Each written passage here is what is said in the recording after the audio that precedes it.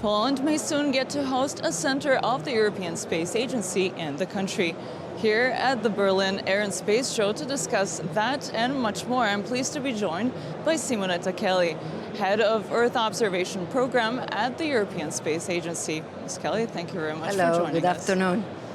So I know that the discussions regarding the ESA Center to be established in Poland are ongoing, but what could a center like that bring to Poland and also to Europe? There was an agreement in principle during the last ministerial conference in Bremen between our ESA Director General and the Polish Minister of Finance to assess the options for the establishment of a center in Poland. And since then, a letter of intent was signed on this. There's been a working group that has been convened with Polish side representatives and ESA side. My directorate is part of this team, which is working on the options in terms of content of the work of that center. And we're also involved with the legals, of course, in the preparation of relevant arrangements. All of this, of course, has various activities which can be implemented in Poland, and these are very much related to some key Polish investments in ESA programs. For example, Poland has been investing during the ministerial conference in a new program related on resilience and security, which is called the ERS Earth Observation Program. And in this program, Poland on one side has followed on and capitalized on the previous investments made on a program called Civil Security from Space. So I know that this is a situation, a developing situation that is still to be monitored, but one of the activities that I believe was also mentioned at the ESA Ministerial Council in Bremen as a possible activity to be done or a theme to be engaged with by the center to be established in Poland was emergency response. So I wanted to ask you in general, what does emergency response when we speak about space activities entail? So emergency response, of course, has been something that has triggered possibly the initial discussion we had with the Polish government.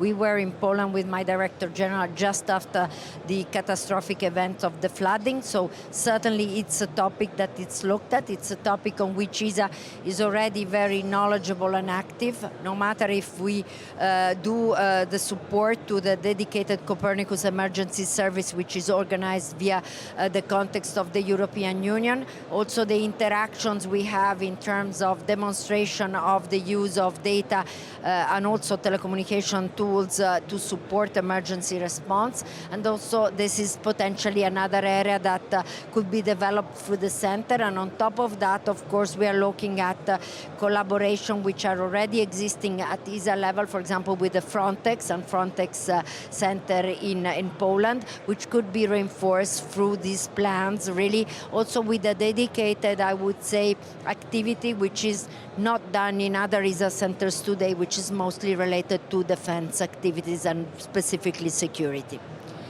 On a day-to-day basis, you seem to be engaging a lot with Earth observation.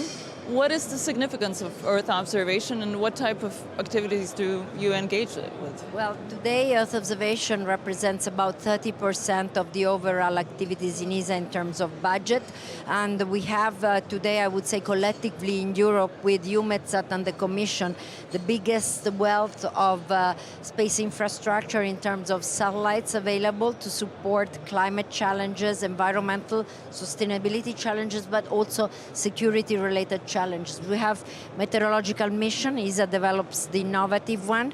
We have science missions like the Explorers, and we also developed on behalf of the Commission, but we co-fund the Copernicus mission, the Sentinel one. So in Europe, we have really, I would say, a strong strategic autonomy which is guaranteed in this domain, which is not just in terms of the provision and the availability of data. 300 terabytes of data are available every day from Copernicus, but also in terms of capacity to organize value-added service and products to support United Nations environmental conventions like UNFCCC, climate variables, and today in the current geopolitical context also to continue reinforce what we have done also for quite some years in terms of demonstrating the relevance of the use of Earth observation data in support to civil security and security in general. One of your capacities is also being the head of the ESA Center for Earth Observation in Italy.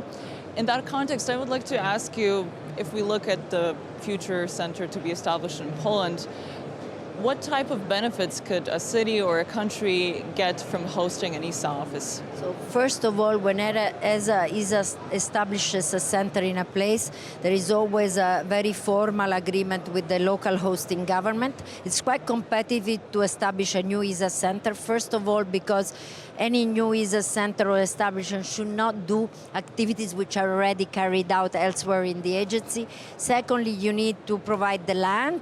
You need to provide, I would say, the surrounding elements of hosting a center, which means you have to be at a location normally which has some criteria of eligibility, means near to an airport, next to international schools, because ESA has an international community and you need to make it attractive for a variety of nationalities of ESA member states to come and work at the place. That's, I would say, the minimum, so that's basic. The other thing is sometimes the centers organize and manage different activities which are led by different directors. For example, in Esrin, which is the center where I'm head, I have 9 directorates present. It's identified as ESA Reference Center for Earth Observation, but we host activities which are managed and led by some colleagues director in the launcher domain or in the domain of operations. And a center needs to aggregate and implement really activities which are also associated to some priority investments and actions by the country.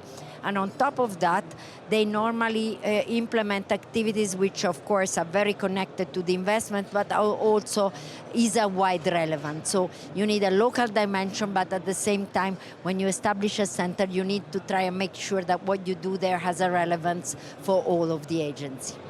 Speaking of establishing new ESA centers, at the same time when ESA signed a letter of intent to open a center in Poland, another letter of intent was also signed to look into possibilities of establishing a center in Norway, the Arctic Space Center.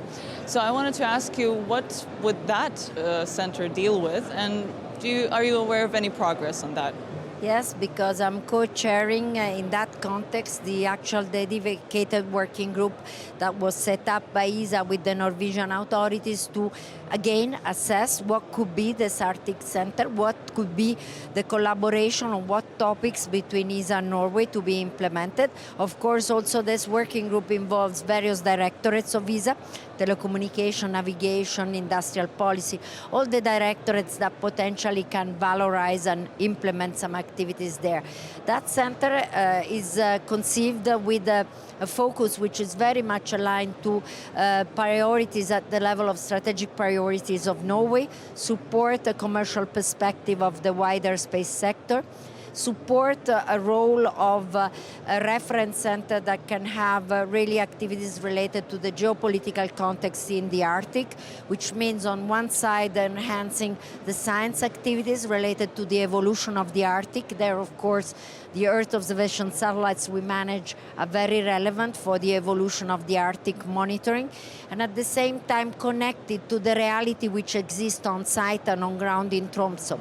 Tromsø has industrial capabilities, not only has academic capabilities like training centers, and has also some defense-related national infrastructure. So the idea is to try and really synergize at best national activities of that region with what ESA needs to implement in the context of its program. So that is the nature of the work which is currently done also to progress in that direction. You mentioned that ESA recently started focusing more on security and defense. This is also an important topic for Poland. Why would you think that is the case? Well, it's a new dimension of ESA. is still a percentage which is quite low compared to overall ESA budget. If you consider that the collection of the total budget at the last ministerial by member states support and contribution was of the order of 22.3 billion. The total budget collected at the ministerial related to security and defense are amounting to about 1.3 billion. So it's still a small percentage, but it's quite an important evolution in the current geopolitical context, where on one side the relevance of space to support also the geopolitical situation is becoming more and more clear. On the other side, we already have most of our programs which are dual use. And on the third side, I think adding the defense investments to the space domain, it's really a value added overall benefiting the space sector in Europe. And this is really the aim with a new political mandate that was given to the agency in that context. And I'm sure a trend that will continue in the coming years. Do you think that the war in Ukraine prompted this development? Certainly the war in Ukraine pushed this quite fast evolution. It certainly also helped the fact that Commissioner Kubilius was appointed about 2 years ago as a new commissioner for space and defense.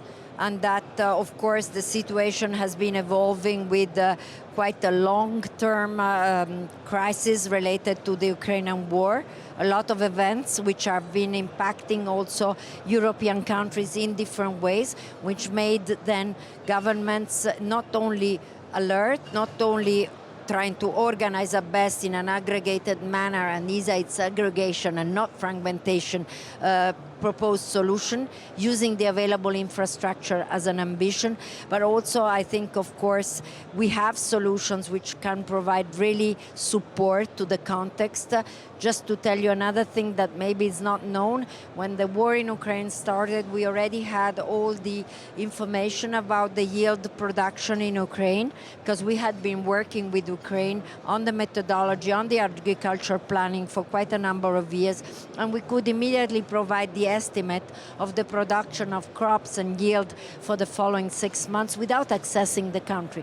Even things like that are really related to security context, and even things like border control are certainly elements that can be helped and supported with space services solutions. Director Cheli, thank you very much for the conversation. Thank you. And to our viewers, thank you very much for watching TVP World. I'm Sonja, Agata, Bišćan, and I invite you to stay tuned for more news coverage.